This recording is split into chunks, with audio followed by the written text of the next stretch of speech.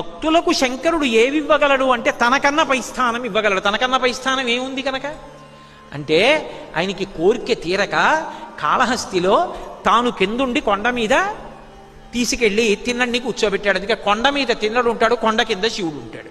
ఉరి నేను కింద ఉంటాను, నువ్వు పైన ఉండరా అన్నాడు. భక్తులంటే ఆయనకి అంత ప్రీతితో వ్యవహరించి భక్తులకు అన్నీ ఇవ్వగలడు. ఇచ్చి తాను భిక్షాటనమూర్తి కాగలడు. భిక్షాటనమూర్తి భిక్షేశ్వరుడు అంటే అర్థం భిక్ష కోసం వస్తాడు అని. భిక్ష కోసం వచ్చాడు అంటే తనకేమీ లేనివాడు అని. తనకేమీ లేనివాడా? అందరికీ అన్నీ ఇచ్చేశాడు కాబట్టి తనకేం లేనివాడని కాదు. ఉరే నీకు అన్నీ ఇచ్చానని అనుభవిస్తూ ఉండిపోవడం కాదు. నీ బుర్రలో నాకు చోటు తరించిపోతావు, మళ్ళీ పుట్టవలసిన అవసరం ఉండదు. నీ బుద్ధిని నా చేతి కపాలంలో భిక్షగా పెట్టరా అని భిక్షాటనమూర్తి మన ఇంటి ముందుకొచ్చి నిలబడతాడు మహానుభావుడు ఉదారుడు.